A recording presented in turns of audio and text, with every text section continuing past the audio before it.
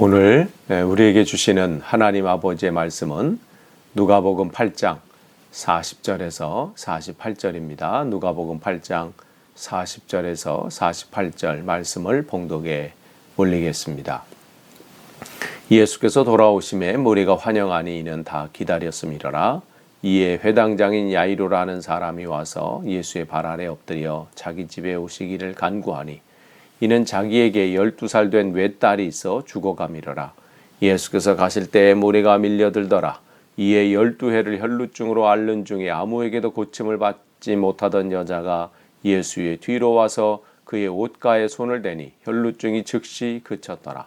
예수께서 이르시되 내게 손을 댄 자가 누구냐 하시니 다 아니라 할 때에 베드로가 이르되 주여 무리가 밀려들어 미나이다.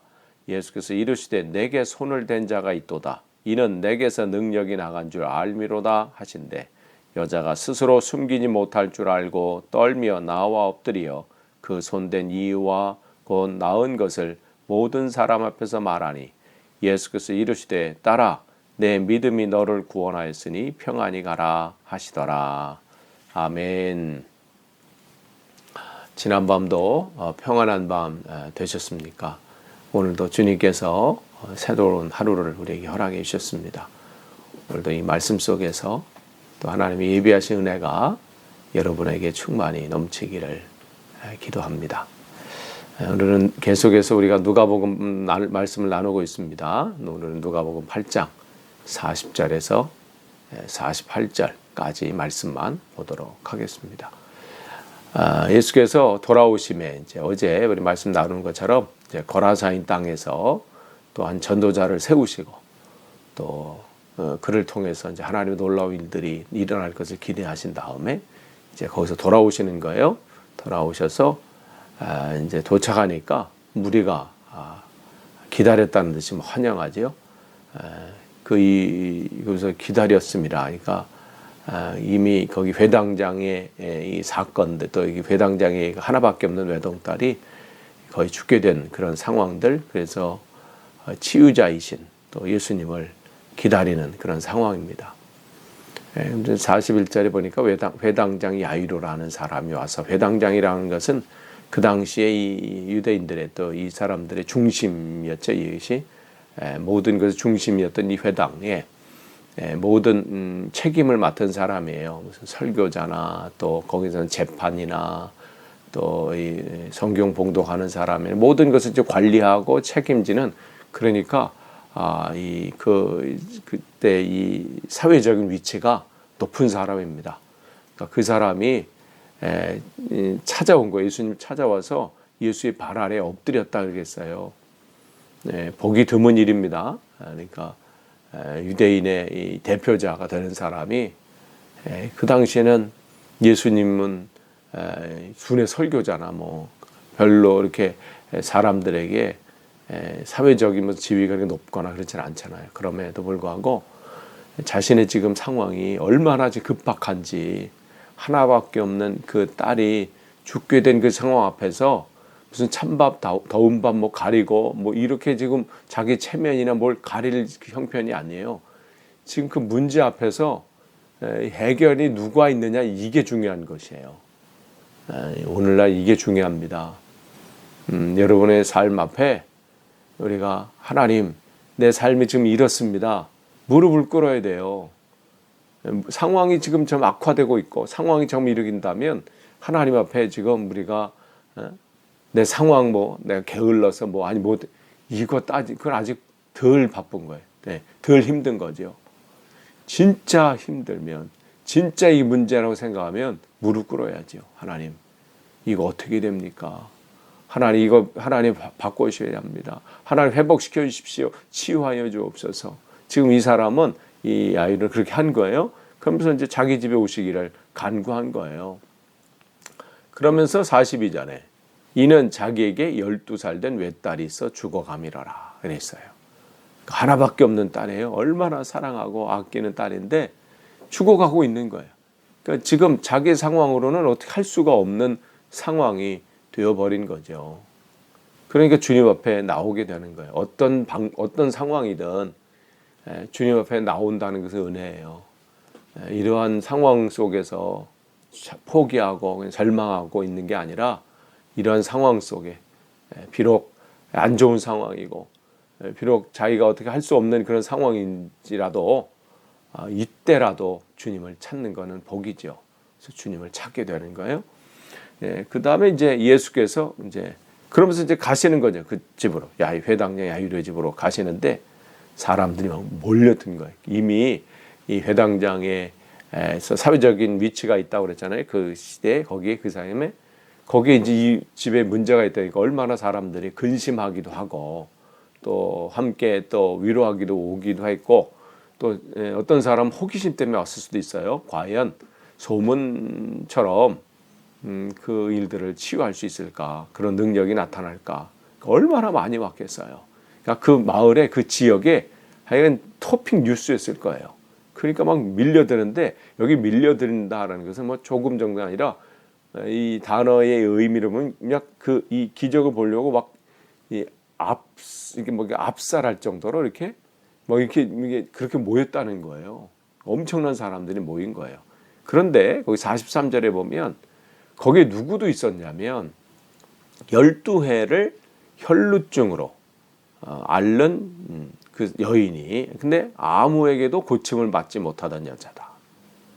마가복음에 보면 그렇죠. 오히려 의원에도 갔고 뭐 다 했는데 오히려 병이 더 심해졌다 이렇게 표현하고 있어요. 그러니까 예수님 앞에 지금 온 사람들이 호기심 때문에 오고 뭐 궁금증 때문에 오고 또 이 자기 사회적인 위치에 있는 사람이니까 또 같이 또 거기에 동참해서 또 함께 있지 않으면 좀 그러니까 또 오기도 하고 뭐 다양한 모습으로 예수님께 왔지만 그 가운데 자신의 절박한 문제를 가지고 온 사람이 또 있다는 거예요. 야이로 이외에 그 안에 우리가 나중에 보면 그 내용을 통해서 알겠지만 절박한 문제로 온 거예요. 그러나 아무도 지금 알지 못하죠. 야이로의 문제는 모든 사람의 관심이 있어요. 그의 사회적인 위치나 그런 상황들을 봤을 때 모든 집중은 관심은 야이로에게 있어요. 저 사람의 딸이 저분의 딸이 고쳐질 건가 말 것인가. 고쳐져야 되는데 안타까운 마음도 있고 위로하는 사람 또 함께 그를 위해서 신경 써주는 사람이 지금 엄청 많은 상황이에요. 그러나 오늘 이 12년 동안 병을 앓고 있는 이 사람에게는 아무도 관심이 없습니다. 그저 홀로 이 문제를 가지고 이제껏 지금 버텨온 거예요. 이게 힘든 거죠. 아무도 자기에게 관심이 갖지 않은 이 상황. 여기서 12년이라고 하는 것은 이 유대인들의 이 당시의 이 생각 속에는 완전한 숫자예요. 그러니까 하나님의 숫자인 3하고 사람의 숫자 4, 땅의 숫자 4. 이걸 곱해진 그걸에서 10이 그러면 완벽하다 이렇게 그들은 생각하고 있었거든요. 그러니까 이 12년 된 이 딸, 12살 된 그 딸, 그 딸은 지금 동안의 삶이 완벽하게 행복했던 삶이에요. 부유한 집안에서 남부럽지 않은 그런 상황 속에서 부족함이 없이 12전의 삶을 살았는데 어떻게 해요? 한 번에 지금 그게 망가진 상황이죠. 그런데 지금 거기에 대비해서 이 12년 된 혈루병은 뭐예요? 12년 내내 그 순간순간이 뭐였어요? 고통이었어요. 그 순간이 그야말로 누구에게 말도 못할. 왜요? 그 혈루병이라는 것은 예배 자리에 하나님 앞에 예배 자리에 들어갈 수 없는 부정한 여인이라 이렇게 낙인이 찍혔기 때문에 그 당시에 그러니 누구에게 말도 못하지요. 예배 자리에 참석을 못하니까 우리가 지금 이 코로나19 때문에 지금 3개월째 지금 우리가 온라인으로 하는 것도 지금 우리가 모이기를 사모하고 그런 안타까운 마음이 있는데 12년 동안이라면 이거는 뭐 말로 헤아릴 수가 없지요. 그렇다고 우리처럼 지금 뭐 줌이나 다른 것을 통해서 교제를 나누고 그렇게 할 수 있는 상황도 아니에요. 가까이 할 수가 없어요. 부정한 사람은 그 사람을 만지는 사람, 그 사람과 접촉한 사람도 어떻게 해요? 부정해진다 이렇게 했어요. 병이 옮기는 거죠. 그러니까 지금 우리 코로나19에서 뭐 사회적인 이 거리를 띄어야 된다 뭐 이렇게 얘기하고 뭐 이렇게 하잖아요. 마스크를 써야 된다 하는데 지금 이 상황에도 그런 거예요. 그러니까 이 사람이 지금 삶이 육체적인 고통도 고통이지만 사회적으로도 배척을 당하는 거예요. 얼마나 힘들었겠어요. 그 12년의 세월이. 그러니까 견디고 견디다 못해서 이제는 더 이상 그렇다고 주위에 많은 사람이 관심을 가져주는 것도 아니에요. 자기가 할 수밖에 없는 거예요. 그러니까 소문을 듣고 이 회당장 야이로의 딸을 고치시러 그분이 오신다라는 것, 그 치유 능력자, 그 소문을 듣고 이 여자가 거기에 있는 것이죠. 그런데 거기 보니까 44절에 예수의 뒤로 와서 알려지면 안 되니까 알려지면 거기서 매장당할 처지예요. 우리가 지금 이 시대에 감염증에 걸려서 그거를 속이고 거짓말한 사람도 이 시대도 매장당하잖아요. 왜 숨겼느냐 말이죠. 그거에 대해서 앞으로는 대한민국 같은 경우는 일부러 고의로 숨기고 하면은 구상권을 청구한다잖아요. 그 치료비나 또 그와 함께해서 감염된 모든 사람의 치료비까지. 이 시대는 더 했어요. 그러니까 뭐 이건 목숨 걸고 하는 거예요. 그렇다고 방법이 없어. 알려서 한다고 해서 치료될 수 있는 상황도 아니고. 그러니까 옷가에 어떻게 해요? 옷가라는 게 옷의 가장자리에 그냥 그 끝에 이렇게 가장자리를 그냥 댄 거죠. 손을 대니 다른 사람 몰라도 이 여인에게는 목숨 건 시도입니다. 이 방법밖에 없으니까 내가 구원받으려면 내가 회복되려면 다른 방법이 없어요. 그동안 안 해본 게 아니에요. 의원이라는 의원은 의사들은 다 찾아갔는데 오히려 병이 더 심해졌다고 다른 본문에는 기록하고 있잖아요. 그러니까 마지막 방법으로 온 거예요. 죽으면 죽으리다. 그래서 그런데 어떻게 해요? 혈류병이 즉시 그쳤더라. 이렇게 성경이 기록하고 있어요. 이 여자는 놀랐겠죠. 45절에 바로 즉시 그때 낮을 때 바로 주님께서 말씀하시는 거예요. 뭐라고 말씀하세요? 45절에 내게 손을 댄 자가 누구냐? 이 질문을 바로 하시는 거예요. 그럴 때 사람들이 다 아닙니다. 나는 아닌데요. 이렇게 해요. 그럴 때 베드로가 뭐라고 합니까? 주여, 무리가 지금 밀려듭니다. 지금 이렇게 막 우리를 걷는 데를 제대로 걷지 못할 정도로 이렇게 지금 밀치는데 지금 한두 명이어야 우리가 알죠. 이런 뉘앙스예요. 왜 쓸데없는 질문을 하시냐 이런 말이는 거죠. 이거는 그런 질문 왜 하시냐 이런 거예요. 근데 주님께서 왜 질문하세요? 질문하시는 이유가 있어요. 왜 누가 내게 손을 댔느냐 이 질문하신 이유가 있어요. 왜냐하면 분명히 우리도 뒤에서 보겠지만 그 말씀하신 거잖아요.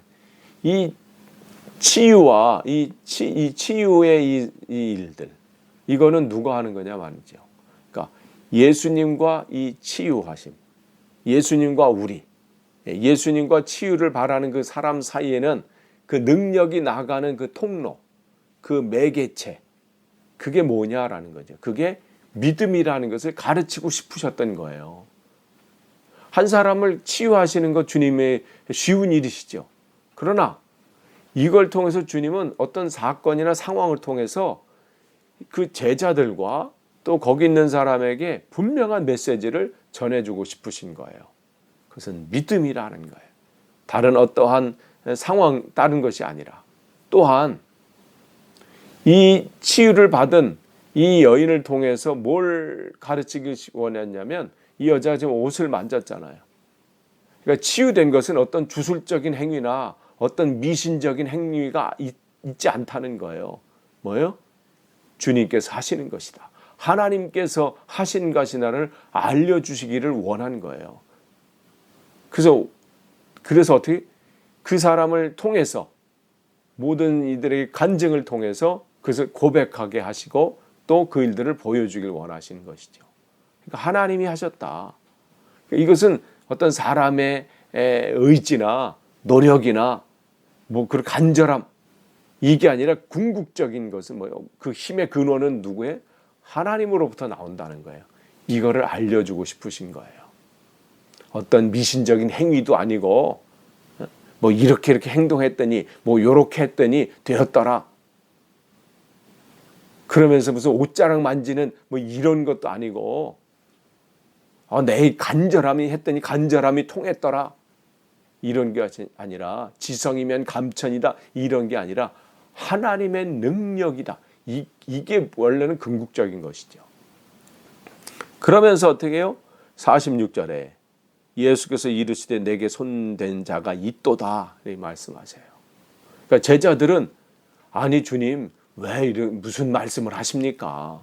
이렇게 많은 사람들이 손을 대는데 그러니까 손댄 자가 많지만 주님은 진짜 손댄 자를 찾으시는 거예요. 그러니까 주님께서 찾으려는 사람은 다르죠. 많은 사람이 주님께 와요. 그러나 주님은 진짜 온 사람을 찾으시는 거예요. 그러니까 아직까지 제자들은 모르는 거예요. 주님은 진짜 손을 댄 자가 있다. 그 손은 어떤 손이에요? 믿음의 손이잖아요. 그냥 오가다가 터치하는 게 아니에요. 어쩌다 보니까 그렇게 되는 게 아니라 믿음으로 손을 댄 자. 믿음의 손. 그 손댄 자를 있다는 걸 왜? 그 이유가 왜 그러신 거예요? 내게 능력이 나갔기 때문이다. 그러니까 많은 사람들이 주님 앞에 나오지만 주님의 능력을 경험하는 자는 다르다는 것이죠. 주님께서 원하시는 자는 바로 이러한 사람이에요. 주님은 바로 이 사람을 주목하시는 거예요.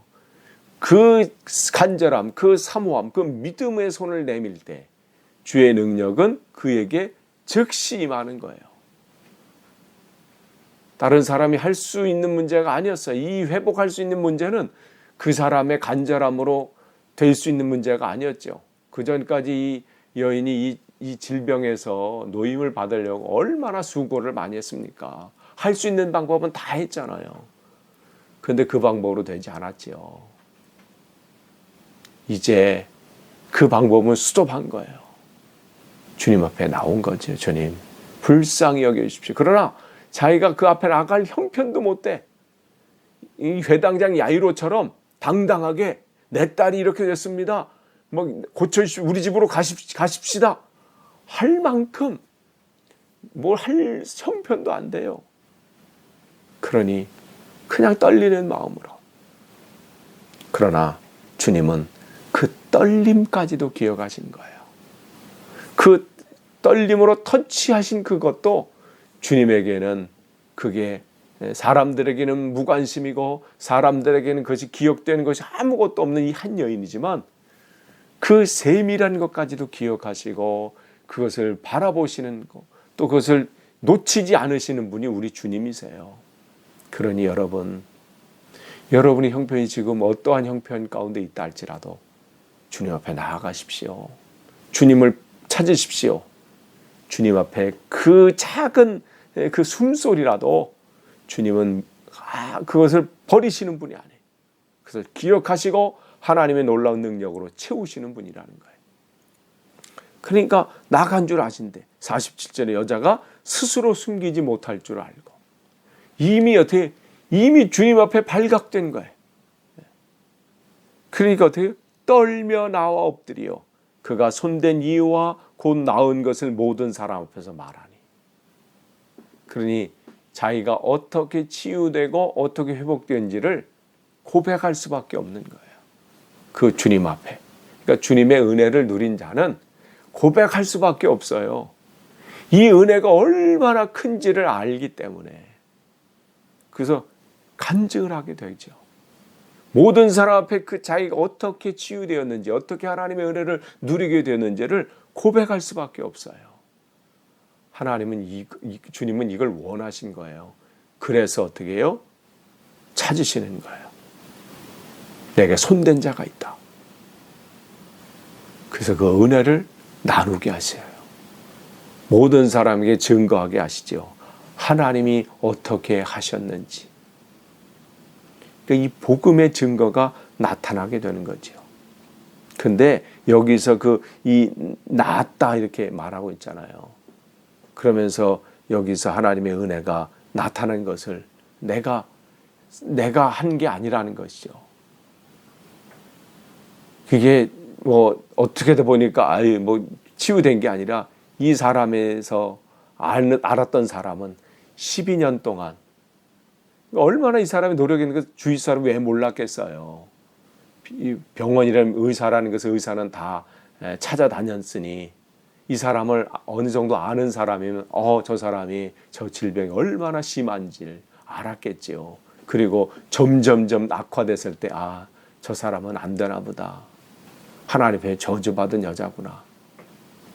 그렇게 알았는데 치유된 것을 봤을 때는 이거는 누구만 할 수 있었다는 거예요? 하나님만이 할 수 있는 일이잖아요.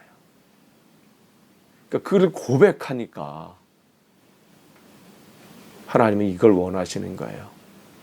우리가 받은 은혜를 나누기를 원하고 또 그것을 하나님께 영광을 돌리기를 원하시는 거죠. 그러니까 48절 끝으로 예수께서 이르시되 따라 이렇게 했어요. 주님께서 그 여인을 부르는 소리죠. 모든 사람들은 그런 이 여인의 고통을 기억하지 않았습니다. 또 관심도 없어요. 점점점 악화되는 그 상황 속에서 물론 친분이 있는 사람은 위로는 해줄 수 있어도 그러나 점점 그 악화되는 그 상황을 어떻게 도울 방법은 없었죠. 그러나 오늘 주님께서 따라 말씀하시면서 모든 사람이 잊혀지는 존재, 모든 사람에게는 관심 밖의 사람일지 몰라도 주님 앞에서는 가장 소중한 딸임을, 소중한 하나님의 자녀임을 말씀해 주시고 모든 사람에게 오늘 선포하시는 거예요. 너는 내 귀한 딸이다. 너는 내 귀한 자녀다. 오늘 우리가 그렇습니다. 세상 사람들이 우리를 인정해 주지 않고 기억하지 못하는 그런 존재일지라도 주님은 우리를 늘 기억하시면서 너는 내 아들이라. 내가 지명하여 불렀나니 너는 내 아들이라. 오늘 그 음성을 여러분이 듣기를 소원합니다. 그러면서 내 믿음이 너를 구원하였으니. 그러니까 오늘 이 치유의 이 간절한 주님의 능력 속에 주님께서 기억하시는 것은 다른 게 아니라는 거예요. 그의 지위가 높으냐 낮으냐, 야이로처럼 사회적인 명망이 있느냐 아니냐 이게 관심 있지 않아요. 주님은 야이로도 그 명망이 있고 사람들이 있지만 무릎 꿇는 그 간절함, 주님밖에 없으면 주님밖에 내 딸을 고칠 수 없다는 그 믿음으로 무릎 꿇는 거지. 그게 그냥 꿇겠어요? 아니면 다른 사람 시켰거나 했겠지요. 그러니까 그 치유의 그 시작점은 뭐냐면 주님은 보는 것은 다른 게 아니라는 거예요. 믿음이라는 거예요. 주님밖에 없습니다. 믿음이 너를 구원하였다. 여기서 구원하였다라고 하는 것은 그냥 이렇게 치유되었거나 회복되었거나 이게 아니라 요 단어의 그 세소켄이라고 하는 요 단어는 무슨 의미냐면 이 육신적인 치유와 더불어 어떻게 해요? 영적인 문제까지 완벽하게 치유되었다. 이렇게 이루어졌다는 그 의미입니다. 그러니까 주님 앞에 오면 육신적인 문제뿐만 아니라 마음에 또 우리 영적인 문제까지 온전한 회복이 있다는 거예요. 그래서 주님 앞에 오라고 하는 겁니다. 그러면서 평안히 가라 말씀을 하셔요. 평안히 가라. 이 말은 다른 말이 아니라 하나님과 올바른 관계 속에서 누릴 수 있는 겁니다.